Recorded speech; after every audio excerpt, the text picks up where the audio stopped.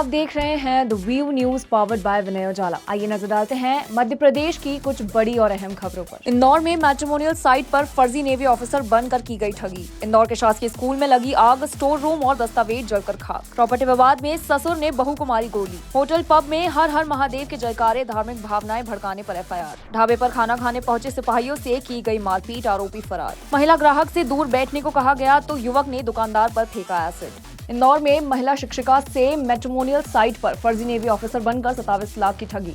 आरोपी ने रूस यूक्रेन युद्ध में घायल होने का झांसा देकर ठगी करी। इंदौर में मैट्रिमोनियल साइट के जरिए ठगी का एक और मामला सामने आया है। एक फर्जी नेवी अफसर बनकर महिला शिक्षिका से 27 लाख की ठगी की गई। इंदौर क्राइम ब्रांच ने आरोपी के खिलाफ केस दर्ज कर उसके बैंक खातों को फ्रीज कर दिया है।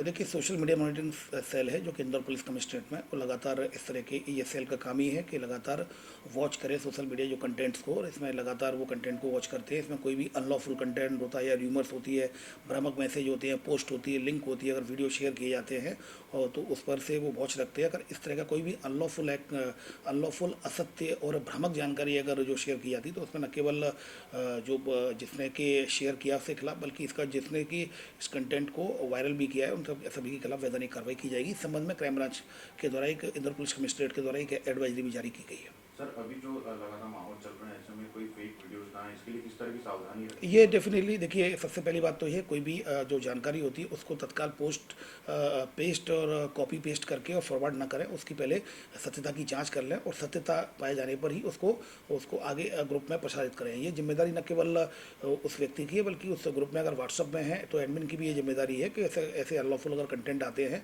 तो उनको देखा जाए, और अगर विश्वसनीय कंटेंट होता है और अगर भ्रामक कंटेंट होता है तो भ्रामक कंटेंट की विश्वसनीयता की जाँच कर लें।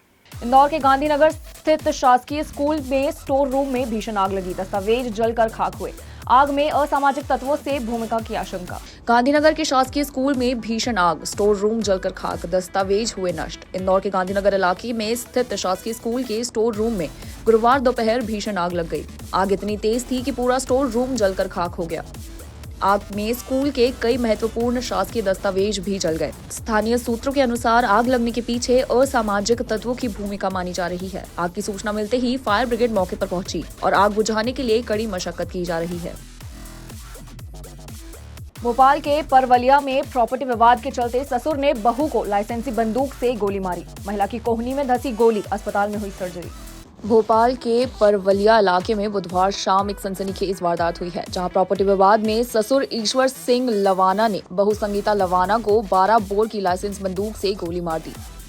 गोली महिला के बाएं हाथ की कोहनी में धंस गई, जिसे सर्जरी कर निकाला गया। पुलिस ने आरोपी ससुर पर हत्या के प्रयास का केस दर्ज किया है।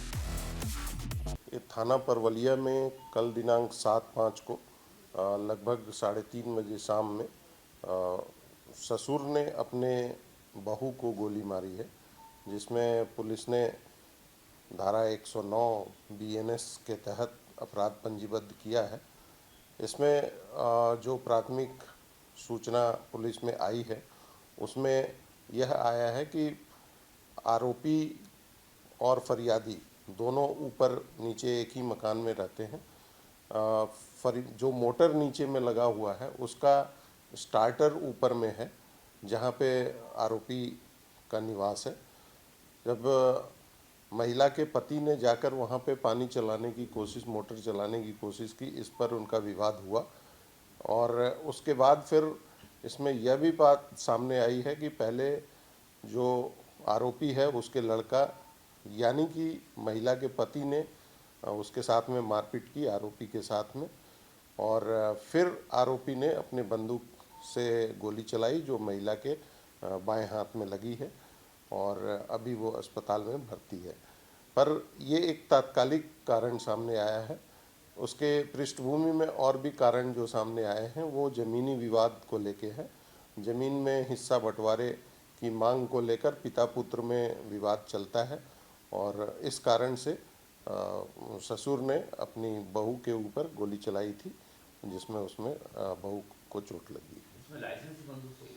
हाँ, इसमें जो आरोपी ईश्वर लवाना है उनकी लाइसेंसी बंदूक है, जो पुलिस ने अपने कब्जे में करके उसकी जब्ती कर ली है। इंदौर के होटल असेंशिया क्लब में शराब पार्टी के दौरान हर हर महादेव के नारे लगवाए गए। बजरंग दल की शिकायत पर एफआईआर दर्ज।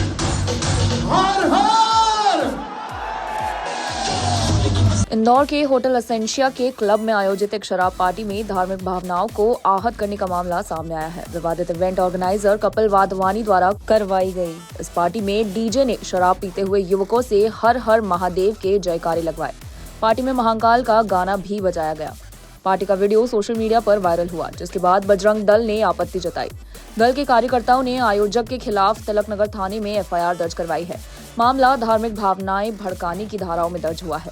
भोपाल के इटखेड़ी में 2 आरक्षकों के साथ ढाबा संचालक और कर्मियों ने मारपीट की। केबिन में बैठने की बात पर हुआ था विवाद, आरोपी फरार। भोपाल के इटखेड़ी क्षेत्र स्थित लांबाखेड़ा बाईपास पर चौरसिया ढाबे में शनिवार रात 2 पुलिसकर्मियों के साथ मारपीट का मामला सामने आया है।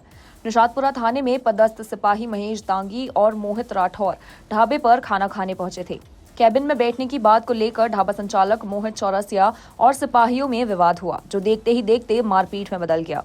ढाबा संचालक मोहित चौरसिया, उसके भाई राहुल और 4-5 कर्मचारियों ने दोनों सिपाहियों के साथ जमकर मारपीट की। इटखेड़ी थाने में एफआईआर दर्ज नहीं होने पर सिपाहियों ने निशातपुरा थाने में 0 पर मामला दर्ज करवाया। बाद में केस डायरी इटखेड़ी थाना भेजी गई, जहां असल में एफआईआर दर्ज की गई। एसीपी देहात प्रमोद राहुल सिन्हा के अनुसार सभी आरोपी फिलहाल फरार हैं और ढाबा बंद कर भाग गए हैं। उनकी तलाश की जा रही है।